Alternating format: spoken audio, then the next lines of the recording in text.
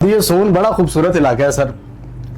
ہم گئے تو نہیں ہیں لیکن آپ کی زبانی بھی ابھی کچھ دیر پہلے سنا اور ویڈیوز کے جو ہے وہ توسل سے بھی ہم دیکھتے رہتے ہیں. ذرا کچھ منظر کشی کر سکتے ہیں اس کی تاکہ میرے اندر کچھ انٹرسٹ ڈیولپ ہو تاکہ میں جو ہے نا وہ مزید گفتگو کرنے میں مجھے مزہ آئے. کیسی جگہ ہے ذرا آپ اپنی زبانی بتائیے گا.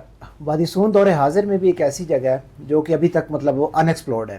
اور اس کی سب سے جو خاص بات ہے جو کہ میں نے پچھلے 8 سال ٹورزم میں کام کر کے فیل کی ہے اور ٹورسٹ نے وہاں پہ فیل کیا ہے کہ جو ایک دفعہ وادی سون آیا ہے پھر اس کے سحر میں مبتلا رہا ہے. مطلب یہ ایک آپ اس کو کہہ لیں طلسماتی وادی آپ اس کو کہہ سکتے ہیں کہ ہمارے پاس کیونکہ جو انسان کی جو تاریخ ہے جس طرح بدھ مت کا دور ہو گیا, ہندوازم کا دور ہو گیا, آپ کی مہا بھارت کی جو تاریخ ہے, کٹاس راج ہمارے پاس مندر ہے, تو ان کا جتنا بھی ایک ہسٹری ہے وہ ساری کا اوریجن آپ دیکھیں تو آپ کو وادی سون سے وہ ملتا ہے. اور پھر اس سے بیک آپ چلے جائیں حضرت نوح علیہ السلام کا دور اور وہ جو سیلاب اور اس کے بعد اس کے جو خشکی پہ آئی چیزیں, تو آپ وہاں پہ جائیں گے تو آپ کو فوسلز ملیں گے, پوری مچھلی کے پورے سنیلز کے آپ کو فوسل ملیں گے. تو آپ کو یہ اندازہ ہوگا کہ وہ ایک کسی دور میں یہ وادی جو ہے یہ سمندر کا حصہ تھی. تو اس لحاظ سے بڑا رچ ہے.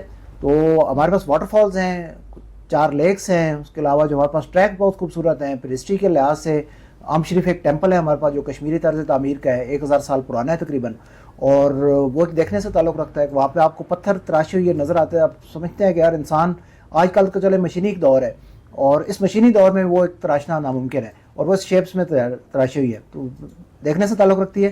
میں سمجھتا ہوں کہ ایک دفعہ جو بھی نہیں گیا اس کو ضرور جانا چاہیے اور ایک دفعہ جائے گا تو انشاءاللہ ہمیشہ یاد